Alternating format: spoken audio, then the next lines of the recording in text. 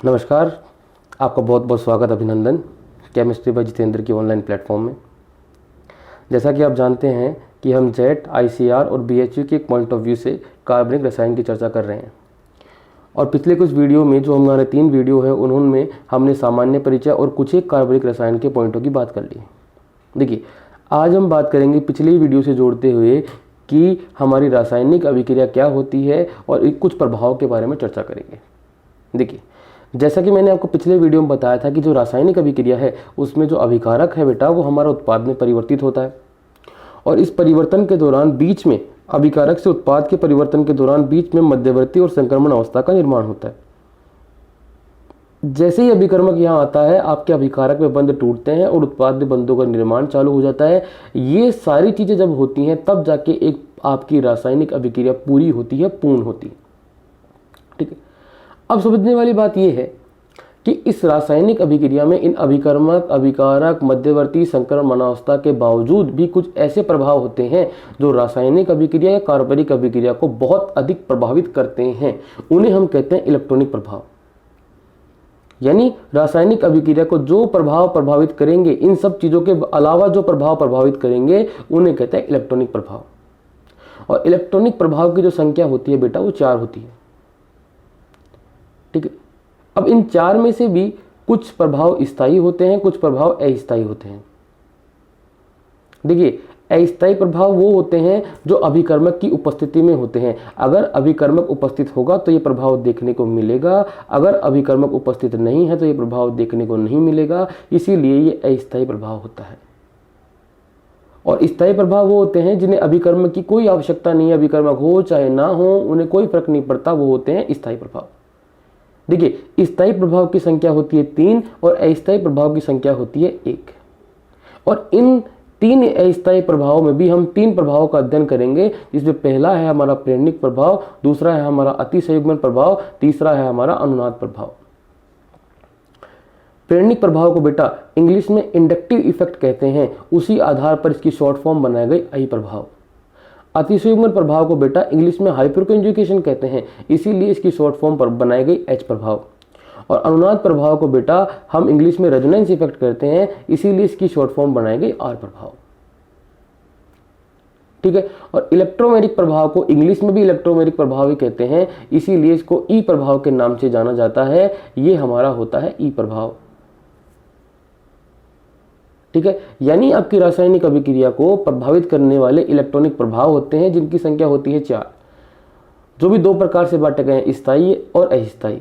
स्थायी प्रभाव की संख्या होती है 3, अस्थायी प्रभाव की संख्या होती है 1। स्थायी प्रभाव 3 प्रकार के होते हैं, प्रेरणिक प्रभाव, अतिसंयुग्मन प्रभाव, अनुनाद प्रभाव, आई प्रभाव, एच प्रभाव, आर प्रभाव। और अस्थायी प्रभाव आपका एक प्रकार का होता है जिसे हम कहते हैं इलेक्ट्रोमेरिक प्रभाव या ई प्रभाव। और अब हम 1 बाय 1 देखो, इनसे बहुत ज्यादा प्रश्न आते हैं आपके जेट के एग्जाम में, और आपको इन सारे प्रभाव के बारे में जानकारी होनी चाहिए। यहाँ से 2020 में, 21 में, 19 में सब सालों में प्रश्न पूछा गया है, तो आपको इन प्रभाव के बारे में जानकारी होनी चाहिए और इन प्रभाव को हमें बहुत बारीकी से पढ़ना है। देखिए, अब हम 1 बाय 1 प्रभाव के बारे में चर्चा करते हैं, और इन प्रभावों में से सबसे पहला प्रभाव जो हम पढ़ने वाले हैं जिसका नाम है प्रेरणिक प्रभाव, या इसकी शॉर्ट फॉर्म हम कहते हैं आई प्रभाव। मैं इसको हाईलाइट कर देता हूं ताकि ये आपको आसानी से दिखे, प्रेरणिक प्रभाव या आई प्रभाव। देखिए, प्रेरणिक प्रभाव क्या होता है इसके बारे में मैं आपको समझा देता हूं। मान लीजिए कि कोई कार्बन की श्रृंखला है जिसमें मैं मान के चलता हूं कि आपके पास 3 कार्बन है, या मान लीजिए 4 कार्बन है, और मैंने आपको बताया था कि एक कार्बन 4 बंधों का निर्माण करता है, इस प्रकार से 4 बंधों का निर्माण करता है, इस प्रकार से 4 बंधों का निर्माण करता है। ठीक है, और कुछ भी नहीं बताया हुआ हो तो आपको मैंने ये भी बता रखा है कि यहाँ पर आपको हाइड्रोजन जोड़ना है। यहाँ सब जगह जहाँ आपके कुछ भी नहीं जुड़ा हुआ है वहाँ पर आपको हाइड्रोजन जोड़ना है, और इस प्रकार से कार्बन के 4 बंधों को पूर्ण करना है या कार्बन की संयोजकता पूर्ण करनी है। अब होता क्या है, देखो मेरी बात, प्रेरणिक प्रभाव कैसे उत्पन्न होता है। मान लीजिए कि किसी प्रक्रम द्वारा, किसी विधि द्वारा, ये जो यहाँ वाला हमारा हाइड्रोजन है, कोई भी एक हाइड्रोजन, मान लीजिए XYZ, मैं ये मान रहा हूँ ये वाला आपका हाइड्रोजन है, वो किसी अन्य परमाणु द्वारा प्रतिस्थापित कर दिया जाए। प्रतिस्थापित करने का मतलब क्या है, समझिए। प्रतिस्थापित करने का मतलब क्या है, मान लीजिए 4 कार्बन है, और ये वाला हाइड्रोजन प्रतिस्थापित कर दिया, इसकी जगह क्लोरीन जोड़ दिया, बाकी सब एज इट इज हैं पहले की जैसे, बस हमने परिवर्तन यही किया दोनों संरचनाओं में कि जहां पर आपका हाइड्रोजन जुड़ा हुआ है उस जगह मैंने क्लोरीन को जोड़ दिया, हाइड्रोजन को हटा के उसकी जगह मैंने क्लोरीन को जोड़ दिया। इससे फर्क क्या पड़ा, सुनो मेरी बात, इससे फर्क ये पड़ा बेटा कि यहां पर अभी इस अवस्था में, पहली वाली अवस्था में कोई भी आवेश नहीं था, ना तो धनावेश था ना ऋणावेश था, और ऐसे बंध या ऐसे परमाणु जिनके ऊपर कोई आवेश नहीं होता है उन्हें हम अध्रुवीय बंध या अध्रुवीय परमाणु कहते हैं। यानी पहली परिस्थिति में आपके पास जो है ये जो कार्बन हाइड्रोजन का बंध था वो अध्रुवीय बंध था, पर जैसे ही यहां पर ये हाइड्रोजन का प्रतिस्थापन क्लोरीन द्वारा किया गया तो हुआ ये कि अगर मैं क्लोरीन की विद्युत ऋणता की बात करता हूं तो वो 3.0 होती है, कार्बन की विद्युत ऋणता 2.5 होती है। ये पोलिंग स्केल की विद्युत ऋणता है, आपको ध्यान रखना। तो हुआ ये कि यहां पर विद्युत ऋणता में अंतर आ गया, देखो यहां पर 3.0, यहां पर 2.1, और विद्युत ऋणता में अंतर आने के कारण ये आपको पता होना चाहिए कि जिस परमाणु की विद्युत ऋणता अधिक होती है उस पर ऋणावेश आ जाता है, और जिस परमाणु की विद्युत ऋणता कम होती है उस पर धनावेश आ जाता है। और जो पहले बंध अध्रुवीय प्रकृति का था, अब इस धनावेश और ऋणावेश के कारण वो जो बंध है वो ध्रुवीय बंध में परिवर्तित हो जाता है। समझे मेरी बात? मैंने क्या कहा एक बार वापस समझिए। मान लीजिए कार्बन की श्रृंखला है जिसमें 4 परमाणु हैं, सारे हाइड्रोजन जुड़े हुए हैं और इस परिस्थिति में इन पर कोई आवेश नहीं है, ये अध्रुवीय बंध है। परंतु हुआ क्या कि इस हाइड्रोजन परमाणु को किसी विधि द्वारा बदल दिया क्लोरीन परमाणु से। अब क्लोरीन की विद्युत ऋणता होती है 3.0, कार्बन की विद्युत ऋणता होती है 2.5। इसके ऊपर जिसकी विद्युत ऋणता अधिक होती है उस पर ऋणावेश, जिसकी विद्युत ऋणता कम होती है उस पर धनावेश, और जैसे ही धनावेश और ऋणावेश आया ध्रुवों का निर्माण हुआ, तो ये जो आपका अध्रुवीय बंध है वो ध्रुवीय बंध में परिवर्तित हो गया। अब सुनिए आगे, जैसे ही ये ध्रुवीय बंध बना तो जो ये पास वाला बंध है, ये तो पहला बंध है, ये जो दूसरा बंध है ये वाला, ये बंध भी आपके अध्रुवीय प्रकृति से ध्रुवीय प्रकृति में बदल जाएगा। यानी ये जो बंध है ये सारे अध्रुवीय बंध है फिलहाल, इसके ध्रुवीय बनते ही ये पास वाला बंध भी अध्रुवीय से ध्रुवीय प्रकृति का बन जाएगा। और किसी पास वाले ध्रुवीय बंध के से प्रेरणा लेकर, ध्यान से सुनना मेरी बात, किसी पास वाले ध्रुवीय बंध से प्रेरणा लेकर आपका अध्रुवीय बंध भी अगर ध्रुवीय प्रकृति का बन जाए, वापस सुनना, किसी पास वाले ध्रुवीय बंध से प्रेरणा लेकर, किसी पास वाले ध्रुवीय बंध से प्रेरणा लेकर अगर आपका पास वाला अध्रुवीय बंध भी ध्रुवीय बन जाए तो उसी प्रभाव को हम कहते हैं प्रेरणिक प्रभाव। समझना वापस से, ये जो ध्रुवीय बंध है इससे प्रेरणा लेकर पास वाला बंध भी आपका ध्रुवीय प्रकृति का बन जाए उसे हम कहते हैं प्रेरणिक प्रभाव। इसने इससे प्रेरणा ली और ध्रुवीय बन गया, इसीलिए प्रभाव कहलाता है प्रेरणिक प्रभाव। ठीक है, अब सुनिए इसके कुछ मुख्य बिंदुओं की बात करते हैं कि प्रेरणिक प्रभाव के जो आपके मुख्य बिंदु है वो कौन कौन से होते हैं, उनकी चर्चा करते हैं। देखिए ये सब चीजें आपके सामने लिखी हुई हैं, आपने आज तक गौर नहीं किया होगा पर ये सारी चीजें आपने सामने लिखी हुई हैं। कैसे देखना, समझना मेरी बात। अगर हम प्रेरणिक प्रभाव के मुख्य बिंदुओं की बात करें तो देखना इसके उत्पन्न होने का कारण, देखो यहाँ पर विद्युत ऋणता 3.0 है, यहाँ पर 2.5, यानी इस विद्युत ऋणता के अंतर के कारण, विद्युत ऋणता के अंतर के कारण कौन सा प्रभाव उत्पन्न होता है, प्रेरणिक प्रभाव। यानी प्रेरणिक प्रभाव के उत्पन्न होने का मेन जो रीजन है वो है विद्युत ऋणता। ये रहा, देखो मैंने अंडरलाइन कर दिया। अब सुनना इंपॉर्टेंट बात, देखिए अगर मैं विद्युत ऋणता की बात करूंगा तो देखना हमने पहले पढ़ रखा है कि जो पहला बंध होता है वो सिग्मा होता है, पहला बंध होता है वो सिग्मा होता है। यानी ये जो विद्युत ऋणता है आपने अगर गौर फरमाया होगा तो यहाँ भी आपका बंध सिग्मा है, ये सारे बंध सिग्मा है, सिग्मा प्रकृति के, सिग्मा प्रकृति के, सिग्मा प्रकृति के, ये भी सारे बंध सिग्मा प्रकृति के हैं। और देखो बच्चों इस समय बारिश आ रही है तो आपको पीछे से बैकग्राउंड में बारिश की आवाज़ सुनाई दे रही होगी, बादलों की गरजने की आवाज़ सुनाई दे रही होगी। तो यानी इसके उत्पन्न होने का मेन कारण है विद्युत ऋणता, और ये सारे बंध सिग्मा है। देखिए सिग्मा है, सिग्मा है, सिग्मा है, यानी जो प्रेरणिक प्रभाव है वो आपके सिग्मा बंध का प्रभाव है, सिग्मा बंध के ऊपर लागू होगा। और ये इंपॉर्टेंट चीज है, आपको पूछ सकता है कि प्रेरणिक प्रभाव कौन से बंध पे लागू होता है, तो आपको हमेशा याद रखना है सिग्मा बंध के ऊपर लागू होता है। और सिग्मा बंध के ऊपर सिग्मा इलेक्ट्रॉन होते हैं, सिग्मा बंध का निर्माण सिग्मा इलेक्ट्रॉन से होता है। तो सिग्मा बंध नहीं लिख के देगा तो आपको कह देगा कि ये सिग्मा इलेक्ट्रॉन का प्रभाव होता है। और ये दोनों महत्वपूर्ण बातें आपके एग्जाम के पॉइंट ऑफ व्यू से इंपॉर्टेंट है। तीसरी बात, देखिए तीसरी इंपॉर्टेंट बात ये है कि जैसे जैसे ये पहला कार्बन है हमारा, मान लीजिए इसको अगर मैं नंबर दूं, ये पहला है, ये दूसरा कार्बन है, तीसरा कार्बन है, चौथा कार्बन है। मान लीजिए पहला कार्बन है, ये दूसरा कार्बन है, ये तीसरा कार्बन है, ये चौथा कार्बन है। जैसे जैसे आपकी दूरी बढ़ती जाएगी, इस बंध से दूरी बढ़ती जाएगी, आपका प्रेरणिक प्रभाव लगातार कम होता जाएगा। यानी जो आपका प्रेरणिक प्रभाव है वो आपका प्रभाव दूरी के ऊपर निर्भर करता है। इस कार्बन परमाणु से जैसे जैसे दूरी बढ़ती जाएगी वैसे वैसे आपका प्रेरणिक प्रभाव लगातार कम होता जाएगा। और एक और इंपॉर्टेंट बात, अगर आपको पूछ ले कि निम्न में से कौन सा प्रभाव प्रेरणिक, कौन सा परमाणु प्रेरणिक प्रभाव नहीं दर्शाता है, तो उसके बारे में आपको हमेशा ध्यान रखना है कि अगर प्रेरणिक प्रभाव नहीं दर्शाने वाले परमाणु की बात हो तो जो हाइड्रोजन परमाणु है वो आपका कभी भी प्रेरणिक प्रभाव नहीं दर्शाता है। और जैसे ही आपने 3 कार्बन परमाणु तक देखिए, पहला कार्बन, दूसरा कार्बन, तीसरा कार्बन, इंपॉर्टेंट बात, दूरी बढ़ने पर घटता है, पर दूरी बढ़ने पर भी सिर्फ 3 परमाणु तक ही घटता जाता है। उसके बाद ये प्रभाव जो होता है वो खत्म हो जाता है, लगभग नगण्य हो जाता है। और ये है आपका प्रेरणिक प्रभाव। क्या बताया मैंने, देखिए एक बार वापस सुनिए, गौर से सुनना, इंपॉर्टेंट प्रभाव है। मैंने ये बताया कि मान लीजिए किसी भी कार्बन की श्रृंखला में हाइड्रोजन को हटाकर उसकी जगह कोई अन्य परमाणु लगा दिया जाए, जैसे कि क्लोरीन जोड़ दिया मैंने।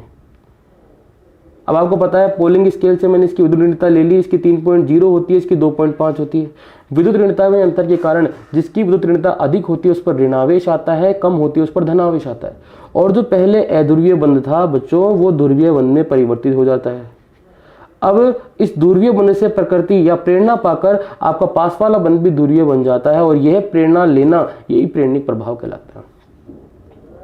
अब इंपॉर्टेंट बात यह देखिए, यह प्रभाव विद्युत ऋणता में अंतर के कारण उत्पन्न होता है, यानी इसके उत्पन्न होने का कारण है विद्युत ऋणता।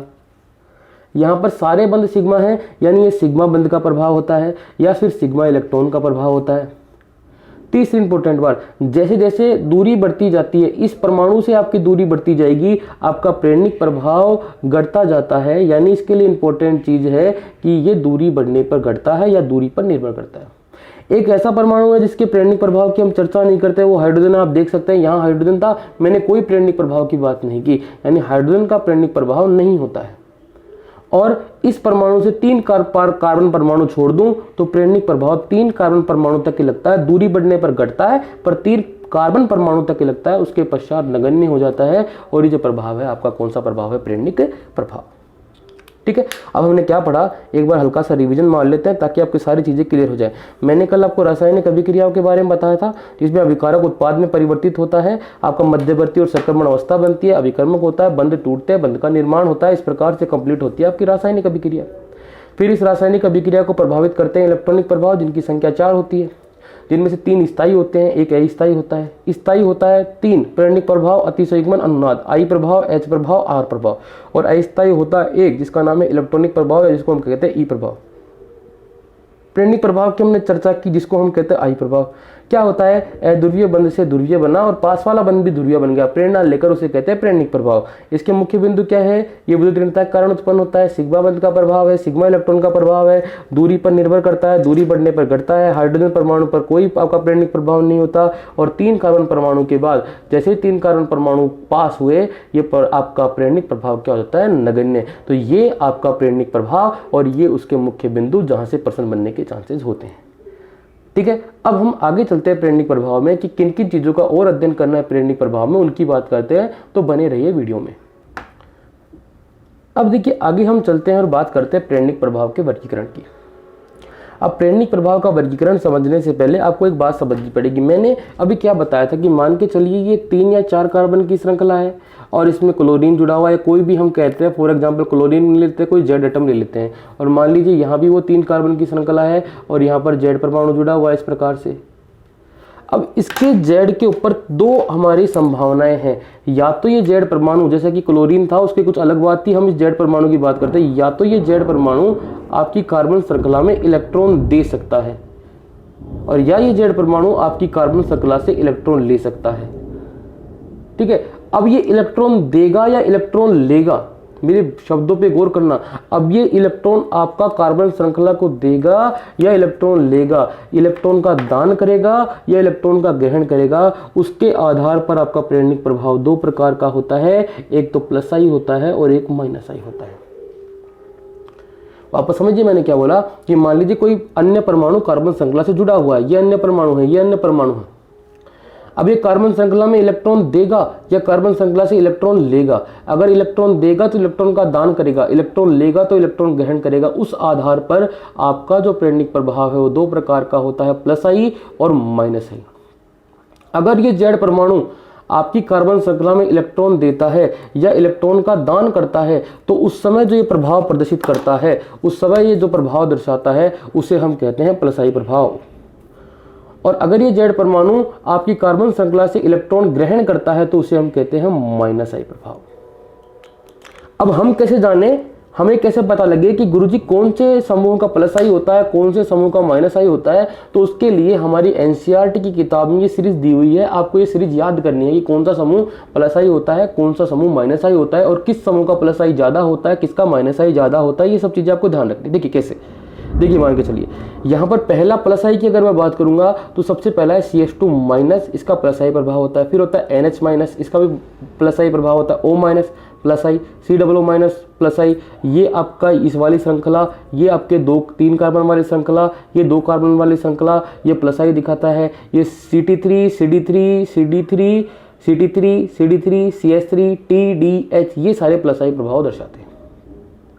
अब यहाँ भी आप कुछ चीज सीख सकते हैं। क्या सीख सकते हैं कि यहाँ देखिए कार्बन जो है, ये वाला कार्बन अन्य 1 2 3 कार्बन से जुड़ा हुआ है। ये कार्बन अन्य 3 कार्बन से जुड़ा हुआ है, इसीलिए हम इसको कह सकते हैं 3 डिग्री कार्बन।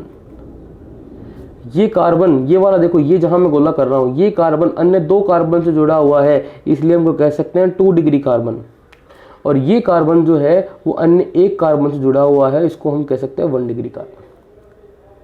और इन समूह का हमेशा प्लस आई प्रभाव लगता है, ये आपको याद रखना है। ये आपको कार्बोकैटायन के स्थायित्व में, मुक्त मूलक के स्थायित्व में, अम्लीय सामर्थ्य, क्षारीय सामर्थ्य या प्रेरणिक प्रभाव के अनुप्रयोग में काम आएगा।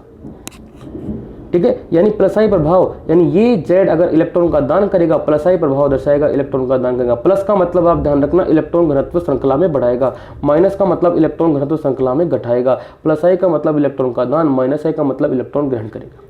और कौन कौन से प्रभाव जो आपके, कौन कौन से समूह प्लस आई प्रभाव दर्शाते हैं? तो CH2 negative, NH negative, O negative, C11O negative, 3 degree carbon, 2 degree carbon, 1 degree carbon, CT3 CD3 CH3 TDH। ये TDH ट्राइटेरियम, ड्यूटेरियम, हाइड्रोजन, ये हाइड्रोजन के समस्थानिक होते हैं। इनके बारे में इनऑर्गेनिक में हमने बात कर ली। अब माइनस आई की तरफ जाएं तो माइनस आई की तरफ जाएंगे तो कुछ प्रभाव है जो माइनस आई प्रभाव दर्शाते हैं। देखिए इस श्रृंखला में मैं और भी कई समूह डाल सकता हूँ, ये जो सीरीज है इसमें माइनस आई वाले में मैं और भी कई समूह डाल सकता हूँ, पर वो समूह आपके काम के नहीं है। आपको उन्हीं समूहों का ध्यान रखना है जो आपके एग्जाम के पॉइंट ऑफ व्यू से इंपॉर्टेंट है और जहाँ से पिछले साल प्रश्न आए हुए हैं। कैसे प्रश्न आए हुए हैं उनके बारे में मैं चर्चा कर लूँगा। देखिए अगर हम माइनस आई प्रभाव की बात करें तो सबसे ज़्यादा होता है NO2, इसे कहते हैं नाइट्रो। फिर होता है CN, इसे कहते हैं साइनाइड। CHO, इसे कहते हैं एल्डिहाइड। COOH, इसे कहते हैं कार्बोक्सिलिक अम्ल। ये है फ्लोरीन, ये है क्लोरीन, ये है ब्रोमीन, ये है आयोडीन, ये है OR, ये है OH, ये है एल्काइन, ये है अमीन, ये है बेंजीन, ये है हाइड्रोजन। और लगातार देखिए सबसे ज्यादा NO2 का है, उससे कम CN का, उससे कम CHO का, फिर COOH का, फिर फ्लोरीन का, फिर क्लोरीन का, फिर ब्रोमीन का, फिर आयोडीन का, फिर OR का, फिर OH का, फिर आपके एल्काइन का, फिर अमीन का, फिर बेंजीन का, फिर हाइड्रोजन का। वैसे का वैसे यहाँ सबसे ज्यादा CH2 माइनस, फिर NH माइनस, फिर O माइनस, फिर COO माइनस, फिर 3 डिग्री, फिर 2 डिग्री, फिर 1 डिग्री, फिर आपका CT3 CD3 CH3 TDH। लगातार कम हो रहा है, पहले वाले का ज्यादा फिर लगातार कम हो रहा है, पहले वाले का ज्यादा फिर लगातार कम हो रहा है। और आपका प्रेरणिक प्रभाव 2 प्रकार का हो जाता है इस आधार पर, प्लस आई और माइनस आई। कैसा आधार वापस बताओ सर? तो देखो बेटा वापस समझ लो इस चीज को, ये इंपॉर्टेंट है, ये आगे प्रश्न करवाएगी। अगर ये जेड इलेक्ट्रॉन देगा प्लस आई प्रभाव दर्शाएगा, अगर ये जेड इलेक्ट्रॉन लेगा माइनस आई प्रभाव दर्शाएगा। प्लस का मतलब इलेक्ट्रॉन घनत्व बढ़ाएगा, इलेक्ट्रॉन का दान करेगा। माइनस का मतलब इलेक्ट्रॉन ग्रहण करेगा। और ये सारे समूह प्लस आई दर्शाते हैं, ये सारे समूह माइनस आई दर्शाते हैं। अब कोई कहे कि माइनस आई में और भी समूह होते हैं तो होते हैं, मैं भी इस चीज को मानता हूं, पर जो चीज आपके काम की है उन चीजों के बारे में हम बात करेंगे। अब देखिए यहाँ से किस प्रकार के प्रश्न पूछे जा सकते हैं उनके बारे में भी चर्चा कर लेते हैं। तो देखिए यहाँ से आपको पूछ सकता है कि निम्न में से किस समूह का ऋणात्मक प्रेरणिक प्रभाव या ऋणात्मक प्रेरणिक प्रभाव को हम कहते हैं माइनस आई प्रभाव है। 4 ऑप्शन दे रखे NO2 CT3 CD3 NH minus. तो इन समूहों में से कौन सा माइनस आई आपका प्रभाव दर्शाता है? तो आप देख सकते हो ऊपर से आपका, अगर हम NH माइनस की बात करें तो प्लस आई दर्शाता है। ये देखो आपको मैं दिखा देता हूँ, अगर हम NH माइनस की बात करें तो प्लस आई दर्शाता है। अगर हम CD3 की बात करें तो भी प्लस आई दर्शाता है, CD3 की बात करें तो भी प्लस आई दर्शाता है, पर NO2 माइनस आपका माइनस आई प्रभाव दर्शाता है। इसका ऑप्शन नंबर ही सही है। और वैसा ही का वैसा ये प्रश्न पूछा हुआ है, निम्न में से किस समूह का धनात्मक प्रेरणिक प्रभाव या प्रसाई प्रभाव है? तो आपको सिर्फ सारणी को देखना और कुछ नहीं करना। अगर मैं CN माइनस की बात करूंगा तो माइनस आई है, अगर मैं फ्लोरीन की बात करूंगा तो माइनस आई है, अगर मैं NO2 की बात करूंगा तो माइनस आई है, अगर मैं CS3 की बात करूंगा, देखो CS3 की बात करूंगा तो धनात्मक प्रेरणिक प्रभाव, आपका प्रसाई प्रभाव कौन दर्शाता है? CS3। और इस प्रकार के प्रश्न पूछे गए हैं। हाँ, जेट में यहाँ से वो भी प्रश्न आए हैं जो हम ये जैसे टॉपिक खत्म होगा उसके बाद पुराने साल के प्रश्न हमारे सोल्व करेंगे और देखेंगे कि यहाँ से किस प्रकार के प्रश्न पूछे गए। ठीक है, अब आगे चलते हैं प्रेरणिक प्रभाव के बारे में। अब तक हमने क्या सीखा, एक बार मैं आपको रिवीजन मार देता हूं। अब तक हमने ये देखा कि प्रेरणिक प्रभाव होता क्या है, प्रेरणिक प्रभाव के मुख्य बिंदु क्या क्या है, और आपका जो प्रेरणिक प्रभाव है बेटा ध्यान रखना, बारिश के कारण आवाज मेरी थोड़ी कम आ सकती है। प्रेरणिक प्रभाव का वर्गीकरण प्लस आई और माइनस आई, उससे संबंधित प्रश्न हमने अब तक कर लिए। अब हम आगे चलेंगे और आगे चल के हम पढ़ेंगे प्रेरणिक प्रभाव के अनुप्रयोग। देखिए, अब हम आगे चलते हैं और बात करते हैं प्रेरणिक प्रभाव के अनुप्रयोग की। देखिए, प्रेरणिक प्रभाव के जो है वो 5 अच्छे अनुप्रयोग है जहां से आपको प्रश्न देखने को मिलेगा। पहला अनुप्रयोग है कार्बोकैटायन का स्थायित्व। मैंने बोला था कार्बन पर धनावेश होगा तो उसे हम कार्ब धनायन कहेंगे, उसके स्थायित्व की व्याख्या प्रेरणिक प्रभाव करता है। वैसा का वैसा कार्ब ऋणायन के स्थायित्व की व्याख्या प्रेरणिक प्रभाव कहता है। वैसा का वैसा मुक्त मूलक के स्थायित्व की व्याख्या प्रेरणिक प्रभाव करता है। वैसा का वैसा अम्लीय सामर्थ्य, कौन अधिक अम्लीय है कौन कम अम्लीय है, उसकी व्याख्या प्रेरणिक प्रभाव करता है। और वैसा का वैसा क्षारीय सामर्थ्य, कौन अधिक क्षारीय है और कौन कम क्षारीय है, उसकी आपकी व्याख्या भी प्रेरणिक प्रभाव करता है। और ऐसे प्रश्न आपने जेट में देख रखे होंगे 2020, 21, 22 में भरमार थी। अम्लीय सामर्थ्य, क्षारीय सामर्थ्य, कार्बोकैटायन, आपके कार्ब ऋणायन और मुक्त मूलक के स्थायित्व के बारे में, और इन सब की व्याख्या करने वाला प्रभाव है, उसका नाम याद रखना प्रेरणिक प्रभाव है। ठीक है, और अब हम हमारे पहले अनुप्रयोग की बात करने वाले हैं जिसका नाम है कार्बोकैटायन का स्थायित्व। देखिए, इंपॉर्टेंट बात, मैं आपको जीरो से समझाता हूं कि कार्बोकैटायन होता क्या है। मेरी बात समझना, जब आपका कार्बन परमाणु हो और उस पर धनावेश आ जाए, किसी भी माध्यम से आना हो, उससे हमको कोई मतलब नहीं है। आपने देख लिया कार्बन है और उसके ऊपर धनावेश है, तो आप ध्यान रखना उसे हम कार्ब धनायन कहेंगे या उसी को हम कार्बोकैटायन कहेंगे। समझ दो मेरी बात। तो कार्बन है, उस पर कोई धनावेश आ गया, किसी भी माध्यम से आया, उससे हमें कोई फर्क नहीं पड़ता है, उसको कार्बन पर प्लस आवेश आते ही उसे हम कार्ब धनायन या कार्बोकैटायन का नाम देंगे। और एग्जाम्पल को समझने के लिए हम एक कार्बोकैटायन लेते हैं। देखिए, कार्बन है, कार्बन में प्लस चार्ज है, कार्बन है, कार्बन में प्लस चार्ज, ये भी कार्बोकैटायन है, ये भी कार्बोकैटायन है, और इस कार्बोकैटायन का नाम है मेथिल कार्बोकैटायन। CH3 समूह को हम मेथिल कहते हैं और इस पर पॉजिटिव चार्ज, इसलिए इसको कह दिया कार्बोकैटायन। कार्बन पर पॉजिटिव चार्ज, कार्बोकैटायन। और ये जो नीचे वाली संरचना है ये मेथिल कार्बोकैटायन की संरचना है, आप देख सकते हैं आराम से। ठीक है, अब समझना, अगर इस मेथिल कार्बोकैटायन की बात करूंगा तो देखिए इसकी संरचना के आधार पर हम इसके संकरण की व्याख्या कर सकते हैं। किस प्रकार से? मैंने कहा था ये सिग्मा है, ये सिग्मा है, ये सिग्मा है, ये एकल बंद है, सारे सिग्मा है। और अगर n का मान 3 है तो मैंने पहले ही बता दिया n का मान 3 होगा तो संकरण sp2 होगा। अब हमारे पुराने वीडियो में जाके देख सकते हैं कि किस प्रकार से संकरण ज्ञात किया जा सकता है। यहाँ पर संकरण sp2 होगा। और जब भी संकरण sp2 होता है बेटा तो फिक्स ज्यामिति होती है जिसे हम त्रिभुजीय समतलीय कहते हैं, और उसका एक फिक्स बंध कोण होता है जिसे हम 120 डिग्री कहते हैं। रासायनिक बंधन के नाम के चैप्टर में संकरण में सब बताया जाता है कि संकरण sp2 होगा, ज्यामिति क्या होगी, बंध कोण क्या होगा। अब समझिए इंपॉर्टेंट बात जो आपके ऑर्गेनिक के पॉइंट ऑफ व्यू से इंपॉर्टेंट है, ये भी इंपॉर्टेंट है पर ये ज्यादा इंपॉर्टेंट है। समझना कि अगर हम बात करें इस कार्बोकैटायन की तो आपको ये ध्यान रखना है कि एक बंध में, रासायनिक बंधन में बताया जाता है एक बंध में इलेक्ट्रॉन की संख्या होती है 2। तो यहां भी 2 इलेक्ट्रॉन, एक बंध है, यहां भी 2 इलेक्ट्रॉन, यहां भी 2 इलेक्ट्रॉन, दोनों विपरीत चक्रण में होते हैं। एक बंध में इलेक्ट्रॉन की संख्या 2, एक बंध में इलेक्ट्रॉन की संख्या 2, एक बंध में इलेक्ट्रॉन की संख्या 2। यानी अगर हम बात करें कार्बन के बाह्यतम कोष में इलेक्ट्रॉन की संख्या तो उसका आंसर आएगा 6। आप गिन सकते हैं इसके बाह्यतम कोष में 2 इलेक्ट्रॉन यहां से, 2 इलेक्ट्रॉन यहां से, 2 इलेक्ट्रॉन यहां से, 2 2 4 2 6, इसीलिए कार्बन के बाह्यतम कोष में इलेक्ट्रॉन की संख्या होती है 6। अब इंपॉर्टेंट बात, अगर आपके किसी भी परमाणु में 8 इलेक्ट्रॉन से कम इलेक्ट्रॉन है, देखिए 8 से कम इलेक्ट्रॉन है, 6 है, 8 इलेक्ट्रॉन से कम इलेक्ट्रॉन है तो सदैव वो इलेक्ट्रॉन स्नेही की तरह व्यवहार करता है। ये बात आपको याद रखनी है। 8 से कम इलेक्ट्रॉन अष्टक अपूर्ण है, लुईस के अष्टक नियम की पालना नहीं करता तो वो इलेक्ट्रॉन स्नेही की तरह व्यवहार करता है।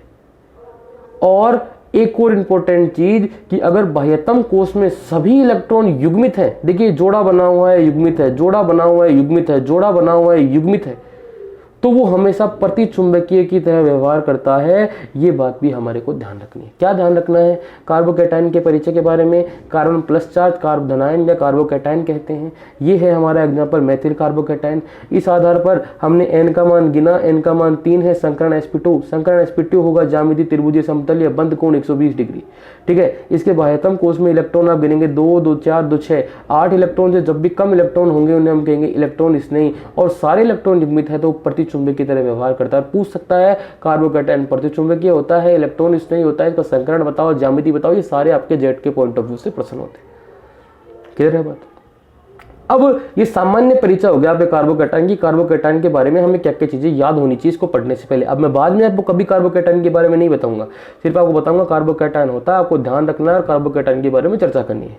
ये पूरी बातें मैं कर चुका। अब देखिए कार्बोकैटायन के स्थायित्व के बारे में, क्योंकि हमें प्रेरणिक प्रभाव स्थायित्व के बारे में ही बताता है और हमें उस स्थायित्व के बारे में ही चर्चा करनी है। कार्बोकैटायन के स्थायित्व के बारे में बात करता हूं। देखिए ये जो कार्बोकैटायन जो होता है ना बेटा, जब भी किसी परमाणु पर धनावेश आता है तो मान के चलना उसके पास इलेक्ट्रॉन की कमी होती है।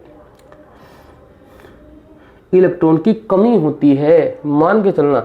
जब भी किसी परमाणु पर धनावेश आता है उस पर इलेक्ट्रॉन की सदैव कमी होती है, इलेक्ट्रॉन कम होते हैं उसके पास। जब भी किसी पर ऋणावेश आता है उसके पास इलेक्ट्रॉन की अधिकता होती है। जब भी किसी पर धनावेश आता है उसके पास इलेक्ट्रॉन की कमी होती है।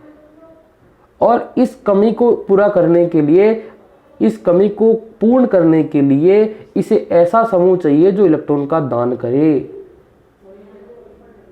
ठीक है, मतलब अभी मैंने बताया था कि प्लस आई वाले समूह जो हैं, आप वहां देख सकते हैं पीछे जाकर, इलेक्ट्रॉन का दान करते हैं। प्लस का मतलब इलेक्ट्रॉन का दान, माइनस का मतलब इलेक्ट्रॉन ग्रहण करेगा।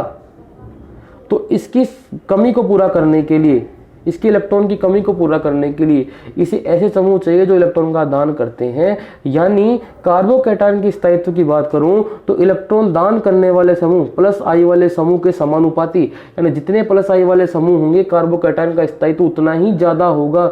जितनी पावर ज्यादा होगी प्लस आई की, उसका स्थायित्व उतना ही ज्यादा होगा। और माइनस आई वाले समूह के क्या होता है? व्युत्क्रमानुपाती। यानी जो समूह इलेक्ट्रॉन का दान करेगा वो कार्बोकैटायन के स्थायित्व को बढ़ाएगा और जो समूह इलेक्ट्रॉन ग्रहण करेगा वो कार्बोकैटायन के स्थायित्व को घटाएगा। आप इस प्रकार से याद कर सकते हैं कि कार्बोकैटायन में प्लस होता है आवेश तो प्लस आई वाले की समानुपाती और माइनस आई वाले की व्युत्क्रमानुपाती होता है। इसका तात्पर्य यह है कि जितने ज्यादा प्लस आई वाले समूह होंगे स्थायित्व उतना ही ज्यादा होगा और जितने ज्यादा माइनस आई वाले समूह होंगे स्थायित्व उतना ही कम होगा। ये हो गया कार्बोकैटायन का स्थायित्व। ठीक है, अब यहां से प्रश्न किस प्रकार का है, कैसे हमें सोल्व करना है उसकी बात हम कर लेते हैं। बस आपको एक बात याद रखनी है, प्लस आई वाले समूह जितने ज्यादा होंगे स्थायित्व ज्यादा होगा, माइनस आई वाले जितने ज्यादा होंगे स्थायित्व कम होगा। ये बात आपको ध्यान रखनी है और वो टेबल याद होनी चाहिए जो प्लस आई और माइनस आई के बारे में मैंने आपको लिखवाया है। देखिए उस आधार पर हम एक प्रश्न की चर्चा करते हैं कार्बोकैटायन के स्थायित्व के बारे में। अब 4 कार्बोकैटायन दिया हुआ, पहला, दूसरा, तीसरा, चौथा। कार्बोकैटायन क्यों कहा? कार्बन पर धनावेश है कार्बोकैटायन, कार्बन पर धनावेश है कार्बोकैटायन, कार्बन पर धनावेश है कार्बोकैटायन, कार्बन पर धनावेश है कार्बोकैटायन। और कार्बोकैटायन के स्थायित्व की बात करनी है। मैंने कहा था कार्बोकैटायन का जो स्थायित्व है ये हमेशा याद रखना है, प्लस आई वाले के समानुपाती होगा, माइनस आई वाले की व्युत्क्रमानुपाती होगा। यानी जितने ज्यादा प्लस आई वाले समूह होंगे स्थायित्व उतना ही ज्यादा होगा, जितने ज्यादा माइनस आई वाले समूह होंगे स्थायित्व उतना ही कम होगा। अब समझिए इसको कैसे करना है। देखो मेरी बात, ऐसा प्रश्न आ जाए तो करना कैसे है देखना। अगर हम यहां बात करें, ये CH3 है, ये CH3 है, ये CH3 है, ठीक है। और मैंने बताया था CH3 समूह का भी आपने देखा होगा पिछले सीरीज में, पिछले मैंने एग्जाम्पल बताया था प्लस आई और माइनस आई का। CH3 समूह का प्लस आई प्रभाव होता है। यहाँ भी 2 CH3 है, प्लस आई प्रभाव होता है। यहाँ भी आपके पास CH3 है, प्लस आई प्रभाव होता है। यहाँ पर कोई भी CH3 नहीं है, यानी कोई प्लस आई प्रभाव आपको देखने को नहीं मिलेगा। और एक और इंपॉर्टेंट बात देखना, अगर हम बात करें ये कार्बन 3 कार्बन से जुड़ा हुआ है, ये कार्बन 2 कार्बन से जुड़ा हुआ है, ये कार्बन सिर्फ 1 कार्बन से जुड़ा हुआ है, ये किसी से नहीं जुड़ा हुआ है। देखना ये 3 कार्बन से जुड़ा हुआ है तो इसे हम कहेंगे 3 डिग्री। क्या कहेंगे? 3 डिग्री। ये 2 कार्बन से जुड़ा हुआ है, इसे हम कहेंगे 2 डिग्री।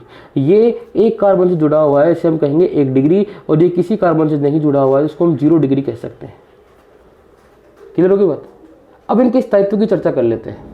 कैसा स्थायित्व, समझना मेरी बात। देखिए मैंने कहा था कार्बोकैटायन का स्थायित्व प्लस आई वाले के समानुपाती, माइनस आई वाले के व्युत्क्रमानुपाती। प्लस आई वाले समूह जितने ज्यादा होंगे स्थायित्व ज्यादा होगा, माइनस आई वाले समूह जितने ज्यादा होंगे स्थायित्व कम होगा।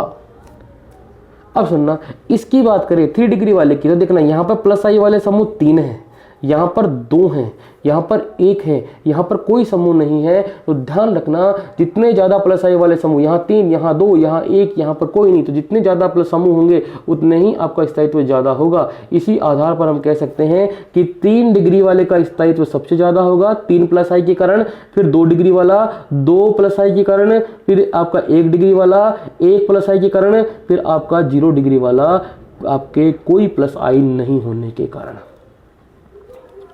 यानी कार्बोकैटायन का स्थायित्व देखो, carbocation 3 degree carbocation, 2 degree carbocation, 1 degree carbocation, 0 degree carbocation, यानी आपके कार्बोकैटायन के स्थायित्व के क्रम की बात जब भी होगी, कार्बोकैटायन के स्थायित्व के क्रम की बात जब भी होगी, तो आपको हमेशा याद रखना है 3 डिग्री, फिर 2 डिग्री, फिर 1 डिग्री, फिर 0 डिग्री, 3 डिग्री सबसे ज्यादा, फिर 2 डिग्री, फिर 1 डिग्री, फिर 0 डिग्री। अब इसके बाद देखो यहां पर और भी कुछ परिवर्तन करता है एग्जामिनर। क्या परिवर्तन करता है उनको समझ लो। देखो 3 डिग्री को हिंदी में कहते हैं तृतीयक, 2 डिग्री को हिंदी में कहते हैं द्वितीयक, 1 डिग्री को हम कहते हैं प्राथमिक, और 0 डिग्री को कहते हैं शून्यक।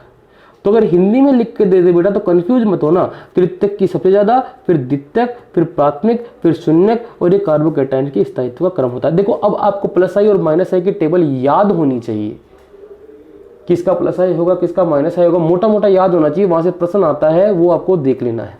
यानी हमने स्थायित्व की बात कर ली, प्लस आई जितने ज्यादा, यहाँ 3, यहाँ 2, यहाँ 1, यहाँ कोई नहीं, जितने ज्यादा प्लस आई होंगे स्थायित्व उतना ही ज्यादा होगा। पहले 3 डिग्री, फिर 2 डिग्री, फिर 1 डिग्री, फिर 0 डिग्री, तृतीयक, द्वितीयक, प्राथमिक, शून्यक। अब एक और प्रश्न देखिए कर लेते हैं। इस आधार पर हम कह सकते हैं तृतीयक कार्बोकैटायन है वो सर्वाधिक स्थायी होगा, शून्यक कार्बोकैटायन है वो न्यूनतम स्थायी होगा, प्राथमिक जो है वो शून्यक से ज्यादा, द्वितीयक जो है वो प्राथमिक से ज्यादा, और सर्वाधिक आपका तृतीयक, न्यूनतम आपका शून्यक। अभी प्रश्न देखो अगला, ये कह रहा है कि निम्न में से सर्वाधिक स्थायी कार्बोकैटायन है। देखो सर्वाधिक स्थायी, देखिए तृतीयक वाला कार्बोकैटायन सर्वाधिक स्थायी होता है, यानी यहाँ पर ऑप्शन नंबर सी सही हो जाएगा, तृतीयक कार्बोकैटायन। अब नीचे एक और प्रश्न है, ये हमारा आज का आखिरी प्रश्न है, उसके बाद हम अगली क्लास में कार्बोनाइन की बात करेंगे, कंप्लीट कार्बोनाइन को पढ़ेंगे।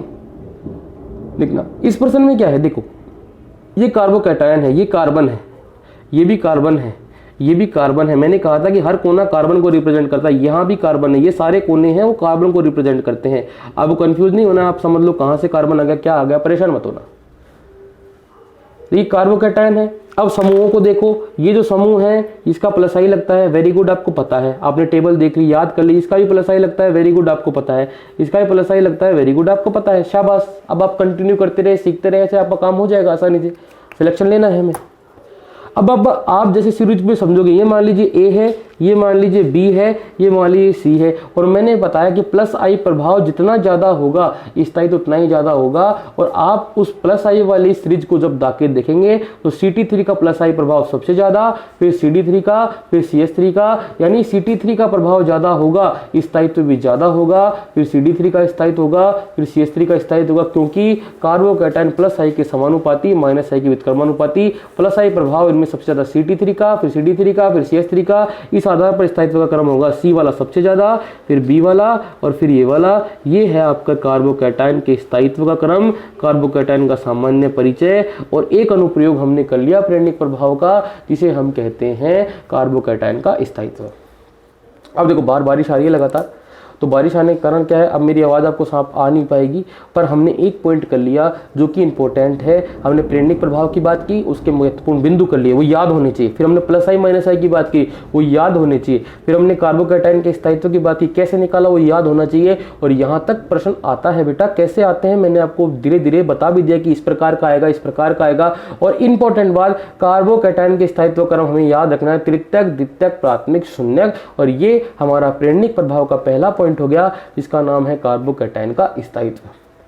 अब अगली क्लास जब हमारी होगी तब हम कार्बोनाइन और मुक्त मूलक की बात करेंगे, उसके बाद हम अम्लीय सामर्थ्य और क्षारीय सामर्थ्य की बात करेंगे, और हो सका तो मैं उन सबको एक ही वीडियो में आपको समझा दूंगा कि कैसे आपको अम्लीय सामर्थ्य निकालना है, कैसे क्षारीय सामर्थ्य निकालना है, क्या कार्बो एनायन है, क्या मुक्त मूलक है।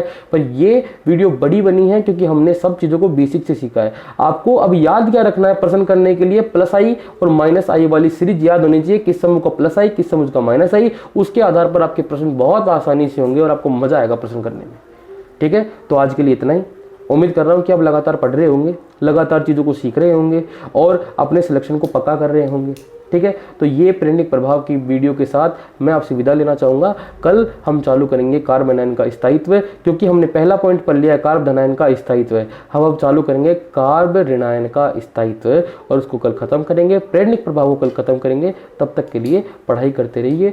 धन्यवाद, और हमारे वीडियो को प्यार दीजिए, लाइक शेयर और सब्सक्राइब कीजिए। जिन बच्चों को इस वीडियो की ज़रूरत है उन्हें तक ये वीडियो पहुँचाइए, ये आपका काम है। धन्यवाद।